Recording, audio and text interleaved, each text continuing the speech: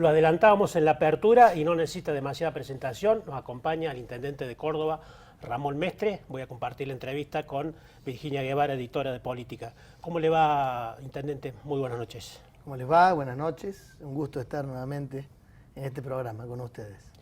Bueno, arrancamos por el tema de los últimos 2 días. ¿Qué ha pasado con Uber? Es una empresa que no tiene autorización y sin embargo está funcionando. ¿Qué puede hacer el municipio? Bueno, el municipio por sobre todas las cosas lo que tiene que hacer es mantener la institucionalidad y hacer cumplir las ordenanzas, las disposiciones que establece la Carta Orgánica Municipal, la Constitución Provincial y la Constitución Nacional. Yo no quiero aburrir con cuestiones que tienen que ver con lo legal, citando artículos, pero solamente voy a citar 2 de la Constitución Nacional que de alguna manera, que la máxima, la Carta Suprema, la ley suprema que tiene el país, artículo 16 y artículo 28. El 16 dice que todos somos iguales ante la ley. Entonces, si todos somos iguales ante la ley y en el orden municipal existe una instancia donde el gobierno municipal toma las decisiones de manera autónoma con otras jurisdicciones, si está normado, está regulado, hay una ordenanza que establece cómo se llevan adelante la prestación de los servicios públicos, en este caso hay 2 subsistemas, el de taxis y el de remis, no pueden existir aplicaciones y esto no quiere decir que uno lo tome como personal.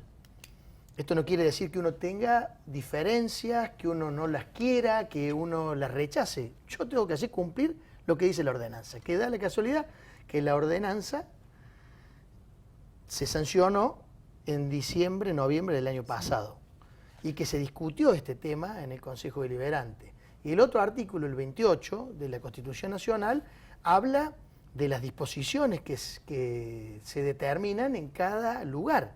Es decir, la autonomía que tienen los municipios de poder dictar sus propias normas. Con lo cual, yo tengo que dar cuenta de esto, tengo que responder por esto, y hoy tengo que decir que Uber es ilegal. Está funcionando de manera ilegal.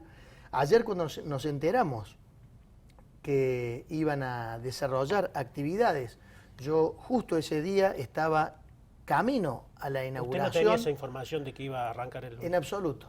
Yo estaba yendo muy contento a inaugurar una de las obras emblemáticas, una obra monumental como lo es la obra de la Plaza de España, una obra que significa poder resolver un problema de tránsito, un problema de movilidad que los cordobeses tenemos o teníamos, porque ya funciona de una manera muy clara y muy positiva, por lo menos lo que veo en las redes sociales, lo que expresan los vecinos, de evitar esa fricción que la universidad, cuando la planificamos y estudiamos, nos dijo, los cordobeses cuando pasen por ahí van a evitar entre 10 y 12 minutos. Pasar la Plaza de España hoy se realiza en 40 kilómetros por hora, en 12, 15 segundos, uno ya pasó la Plaza de España, con lo cual el ingreso hacia el centro es un cambio muy importante. Y ahí aparecieron los taxistas, algunos muy agresivos, y en esto que yo planteo que es ilegal Uber, sin entrar en la valoración sobre el servicio que prestan en otros lugares en el mundo. ¿Usa Uber cuando va a otras ciudades? La verdad que más allá del uso no, yo lo que digo es que de la misma manera que es ilegal dentro del ejido, del ámbito de la ciudad, porque no está permitido, porque expresamente así lo dice la ordenanza, también compete la ilegalidad para aquellos que ayer tomaron la ciudad como si fuera de ellos y nos pusieron de rehenes a los cordobeses. Me habrán escuchado en varias oportunidades en estos últimos tiempos hablar de los tiempos difíciles. A mí me ha tocado gobernar en tiempos difíciles.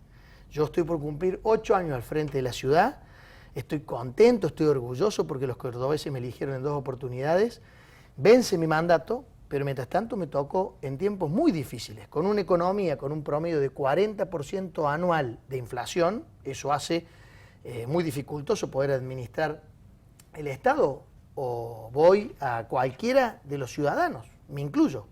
Las finanzas siempre tienen dificultades, las personales, por todo lo que significa la inflación, si a eso le agregamos el dólar, etcétera. Pero digo, hemos tenido de manera permanente confrontaciones con corporaciones sindicales que han querido poner de rehén a los ciudadanos, hemos intentado siempre defenderlos. Hay situaciones que yo puedo poner como paradigmáticas.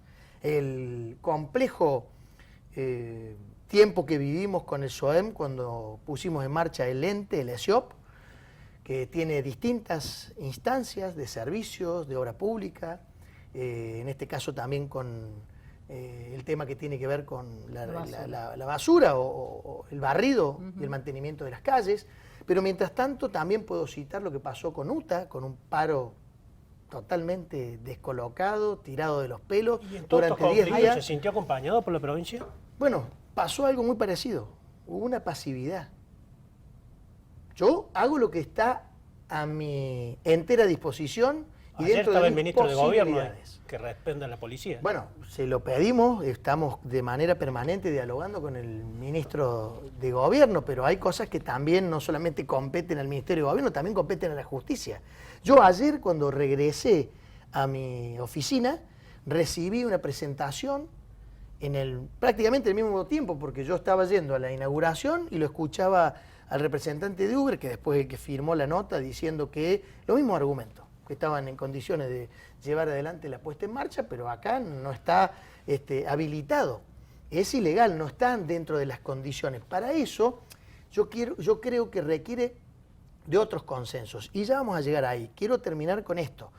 Automáticamente le di las instrucciones al asesor letrado para que se presente a través de los distintos abogados del cuerpo de asesores que tenemos legales en la Fiscalía General para pedir algo que normalmente, si la ciudad está sitiada, el Código Penal establece que el fiscal puede actuar de oficio. Para aquellos que no entienden o no conocen de leyes, cuando uno ve la flagrancia del incumplimiento de los artículos de la Constitución Nacional que permiten el libre desenvolvimiento en la ciudad, de transitar, de ir a hacer cuestiones que tienen que ver con el trabajo, de ir a la oficina, de ir a un hospital, de ir a estudiar, etcétera, el fiscal tiene que actuar de oficio. Y como no actuaba, y yo hablaba con el ministro y le decía, no está actuando, bueno, tienen que presentar ustedes algo. Sí, nosotros vamos a volver a presentar, pero esta película la he vivido durante 8 años. Por eso digo tiempos difíciles. Y da la casualidad que pasó lo mismo que en otras oportunidades. Los vecinos de rehenes. Y la justicia no actuó.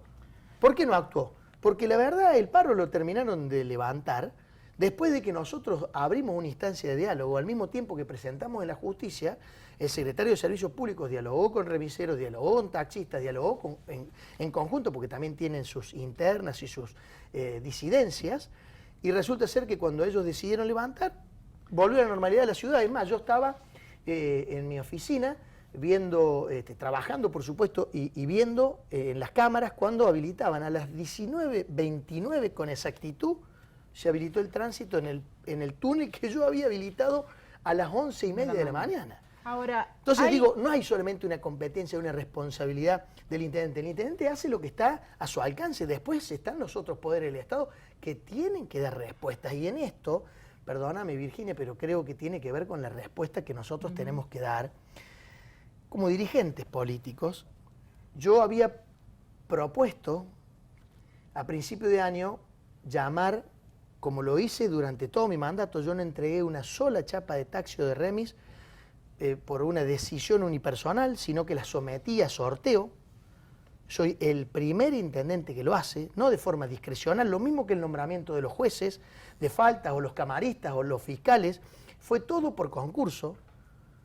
No elegí acólitos míos, no elegí personas de mi conocimiento, de mi partido, rindieron con un tribunal que les permitió lo mismo que los concursos para ingresar a planta permanente al Estado. Y entonces en este tema creo que, viendo que venían amagando, que venían diciendo o trascendidos que nosotros teníamos, yo dije no voy a sortear las chapas.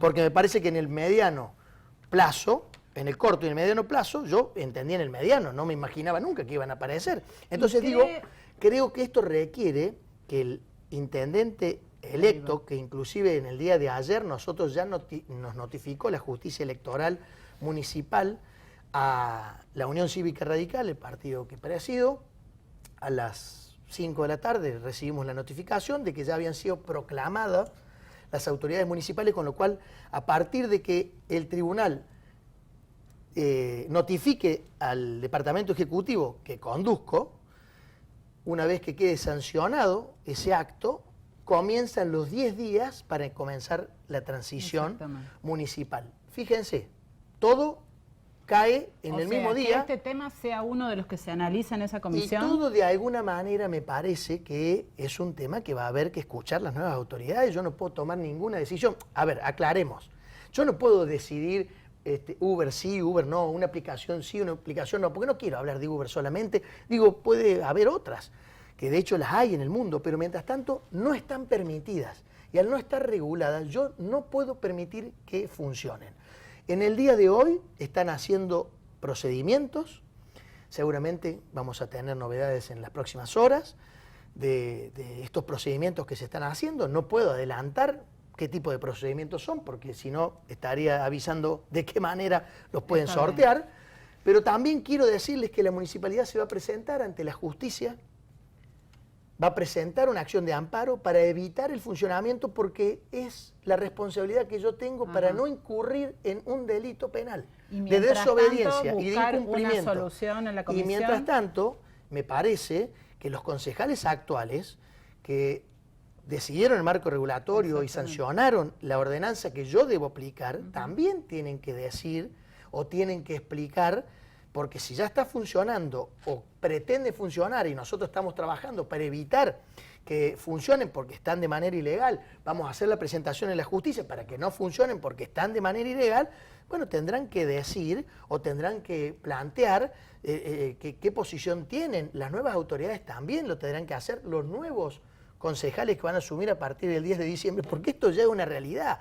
En otros lugares desembarcaron de una manera de diálogo. Pero a mí lo que me molesta, perdóname, a mí lo que me molesta, y esto lo quiero decir, a mí me molesta el prepo. A mí no me gusta cómo avanzaron. Olvídense que justo ese día, a esa hora, yo estaba inaugurando una de las obras emblemáticas de mi gestión. Aunque ustedes, si me preguntan para mí cuáles son las más importantes, son los parques educativos. ¿Por qué? Porque yo en los parques educativos trabajo en los sectores más desprotegidos, brindándole oportunidades, brindándole inclusión, brindándole deporte, brindándole cultura a gente que lo necesita y mucho. Y creo que eso es lo más importante.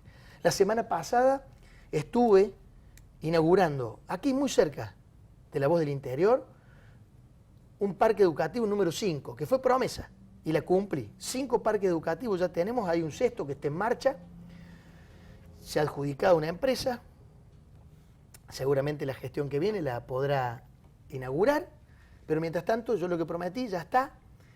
Vino el presidente el día jueves, el día viernes hubo un tiroteo entre bandas porque normalmente, por lo que me cuentan, se resolvían en ese lugar que el intendente Martí, y quiero adelantarles que el día jueves vamos a hacer un acto para ponerle el nombre de Rubén Martí, Rubén Américo Martí, a este Parque Educativo Norte.